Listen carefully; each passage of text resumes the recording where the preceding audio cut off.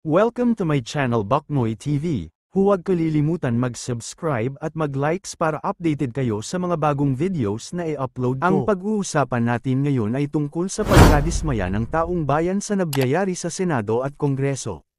Nararamdaman ko ang pagkadismaya at pag-aalala mo sa kasalukuyang kalagayan ng Senado at ng politika sa ating bansa. Marahil marami tayong nagbabahagi ng parehong sentimiento tungkol sa mga isyu ng respeto, kompetensya sa batas, at korupsyon. Sa isyu ng pagpili ng mga mambabatas, tunay na malaking hamon sa ating demokrasya ang tendensyang bumoto batay sa kasikatan o personalidad kaysa sa kakayahan at track record. Ang edukasyon sa botante at ang masusing pagsusuri sa mga kwalipikasyon ng kandidato ay mahalaga upang makatiyak tayong ang mga inihahalal natin ay may sapat na kaalaman at integridad upang gumawa ng batas at magsilbi sa taong bayan. Ang panawagan mo na huwag iboto ang mga artista at sikat na personalidad, ay nagpapahiwatig ng kagustuhang magkaroon ng mga mambabatas na tunay na may alam sa batas at may serbisyong publiko sa puso. Sa isyu ng korupsyon at paggamit ng pondo, ang mga alegasyon ng korupsyon, lalo na sa mga proyekto tulad ng flood control, ay nakakagalit dahil ang mga pondong iyon ay dapat napupunta sa mga serbisyo at proyekto na makakatulong sa mamamayan, lalo na sa mga nagugutom at nangangailangan. Ang pagiging responsable ng mga opisyal sa paggamit ng pera ng bayan ay isang fundamental na obligasyon.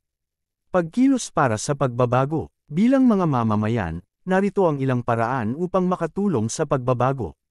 Maging mapanuring botante, suriin ang plataporma, kwalipikasyon, at track record ng bawat kandidato, hindi lang ang kanilang kasikatan.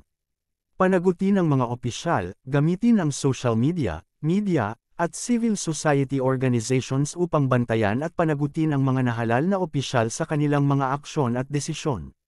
Makilahok, suportahan ang mga inisyatibo at organisasyon na nagsusulong ng good governance at anti-corruption campaigns.